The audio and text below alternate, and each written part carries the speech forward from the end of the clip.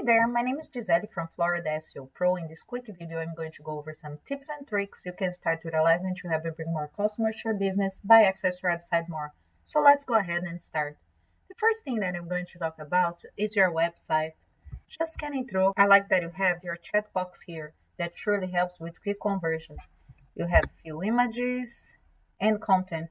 One thing with Google is that they like to see anywhere from 1500 to 2000 words, just depend on the competition, the number of keywords on a homepage.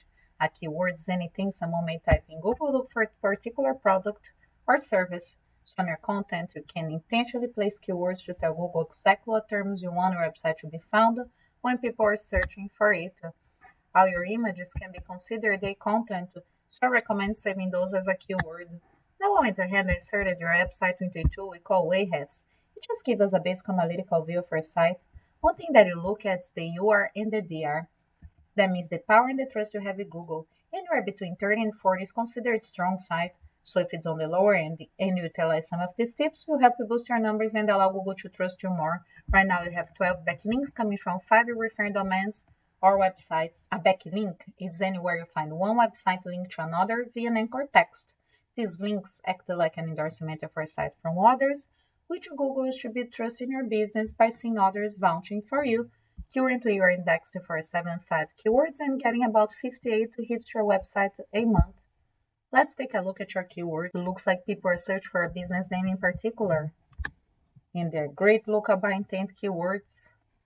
And those are the kinds of the ones that you inquire about. The local by intent keywords are the location and the service that you provide in those locations. You can clearly utilize them for any location that you service. In comparison, I went ahead and I typed the mechanics in your area in Google. And what you see here, it's what you call the map pack. And now here's what you call the organic listings. Ultimately, you want to be in the map pack. It's just because the top 3 searches on Google result page receives 75% of the clicks. In other words, if your business appears near the top of the results, it's more likely that a researcher will interact with your business by clicking on your URL, either list the phone number or getting directions to your business.